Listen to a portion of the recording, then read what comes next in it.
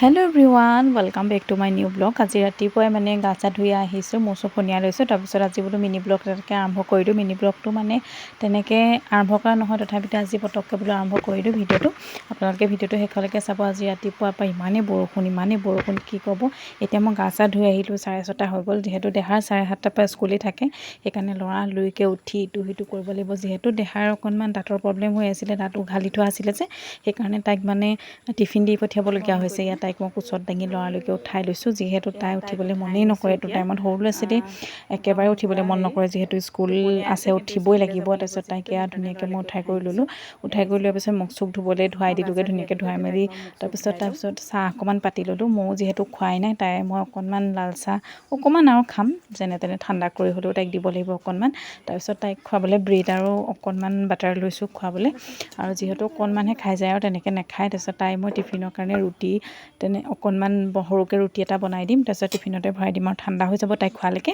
তাৰপিছতে তাইক মুখ চুখ ধুৱাই অহাৰ পিছতে তাইক সোনকালে মই খুৱাই লওঁ। খুৱাই কৰি মই চাহো হ'ব আৰু চাহ, তাৰপিছত আৰু তাক বাটাৰ দিয়ে মই ৰুটি অকণমান দি পঠিয়াব লাগিব। আৰু ব্ৰেড এটাও নিম বুলি কৈছে, জানো নিয়ে নে নিনিয়ে তাইহে জানে আৰু। তো তেনেকেই পতাপত ৰাতিপুৱাৰ এনেদৰে কৰিলোঁ কামখিনি। তাৰপিছতে কামখিনি হোৱাৰ পিছতে তাইৰ দাঁত দেখিছেনে, ইফালৰ পৰা বিৰিয়া গজি আহিলে যে, সেইকাৰণে সেইদিনা মানে সোমবাৰ দিনা 2টা উঘালি আনিলোঁগৈ। তো লৰালৈকে টিফিন ৰেডি কৰিলোঁ, ফ্লাস্ক ৰেডি কৰিলোঁ, ৰেডি কৰি বেগ চেগ ঠিক কৰি দিলোঁ। আৰু তাইকো ৰেডি কৰি দিলোঁ। দেখিছেনে উৎপাত, মহা উৎপতীয়া মই কৈছোঁ নহয়। তাৰপিছত ধুনীয়াকৈ আৰু সাজু কৰিছে উপায় নাই। তাৰপিছত তাইক পতাপত ৰেডি কৰি ল'লোঁ। তাৰপিছত অকণমান কোচলৈও লৈ দিব লাগে নহয় আকৌ, তেতিয়াহে আকৌ মনটো ভাল কৰি যায় স্কুললৈ। তাৰপিছতে অকণমান কোচত লৈ দিলোঁ। তাৰপিছত কোচত লৈ দিয়াৰ পিছতে বাপেক মানে স্কুল যোৱাৰ সময়তে বহুত বেছিয়ে বৰষুণ ওলালে, দেখাবই নোৱাৰিলোঁগৈ মই।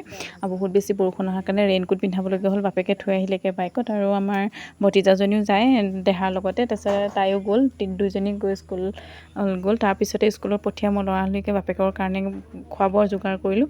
এয়া কুন্দুলি, আলু, তাৰপিছতে চয়াবিন তেনেকৈ ভাজি এখন বনাম। তাৰপিছতে লৰালৰিকৈ অমিতা এটা পাৰি আনিলোঁগৈ। অমিতা এটা পাৰি আনি কঁঠাল গুটি গুচাই ল'লোঁ। আৰু কঁঠাল গুটিটো চবৰ ঘৰতে এইকেইদিন থাকে, আৰু কঁঠাল গুটি, অমিতা আৰু মচুৰ দাইল আৰু মগু দাইল 2টা মিক্স কৰি মানে বনালে খাবলৈও বেছি ভাল হয়। তাৰপিছত এইখিনি পটাপট যোগাৰ কৰি ল'লোঁ। যোগাৰ কৰি খানা মানে ভাজি আৰু দাইল বনাবলৈ ল'লোঁ, যিহেতু তেখেতো যাব ডিউটিলৈ। তো তেখেতকো পঠিয়াব লাগিব। লৰালৰিকৈ এইখিনি কৰি ল'লোঁ। এইখিনি কৰাৰ পিছতে আৰু বেলেগ কামো আছে, যিহেতু বেলেগ কামখিনি কৰিব লাগিব। তো সেয়াই আৰু লৰালৰিকৈ ৰাতিপুৱা মানে ইটো নকৰিলেও নহয়, সিটো নকৰিলেও নহয়। তাৰপিছত ভাত বনালোঁ। ভাত বনোৱাৰ পিছত দাইল কুকাৰত তুলি দিলোঁ, তাৰপিছতে খুব বনালোঁ। তো আজিলৈ ভিডিঅ'টো ইমানেই আৰু, লৰালৰি কৰিছোঁ দেই।